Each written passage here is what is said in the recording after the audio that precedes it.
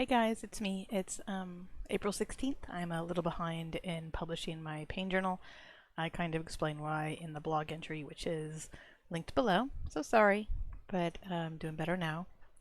Let me see. I had very little pain in March. I did have some a couple days before, during, and after my period, all in the same spot. It was the lower left edge of my abs, which is what I had last month and which is what I had last year prior to my October surgery.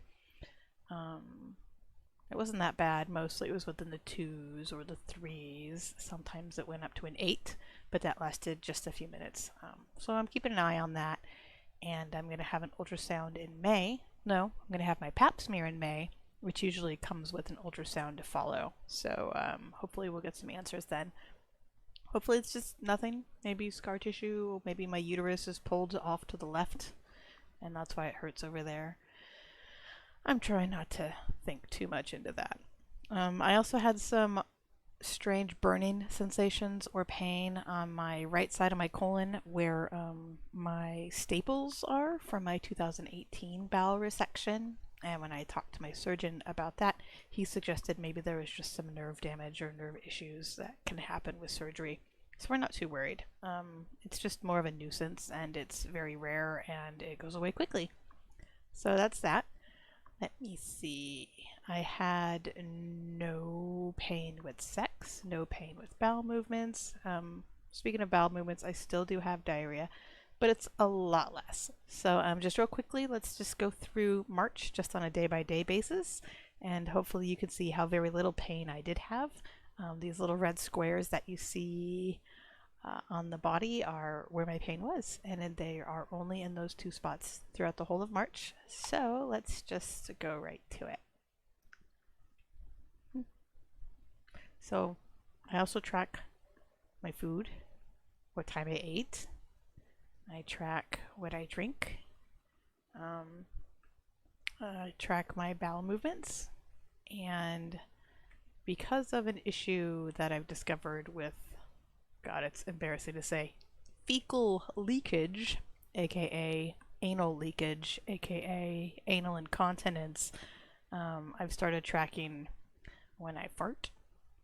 And I've started tracking if I end up having, like, I don't know, streaks, for lack of a better word. And talking to my colorectal surgeon and my gastroenterologist about that. Those appointments are pending. So, but that was March. Very, very simple. My poop chart, which is one of my favorites. Again, you can see this one long chart has zero pain for either diarrhea or solid bowel movements. And that includes the red area while I was on my period. No pain. I had 75 bowel movements in March, which to me sounds like a lot, but roughly 75% of those were solid. So I have about 25% of my bowel movements in March were loose stools or diarrhea. I don't know if that's a healthy ratio, but it's a lot healthier than it used to be, so I'm really excited about that. Maybe one day I'll get brave enough to share with you my new chart, which is all about my anal incontinence. But if my husband gets his way, I won't share it with you because he was like, please don't put that on the internet. It's kind of embarrassing.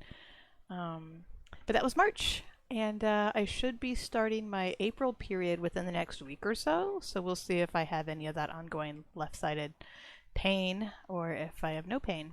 But I hope you're doing well. And again, if you track your symptoms, let me know what system you use and if it works for you and it helps you understand your body and establish any patterns or possible triggers.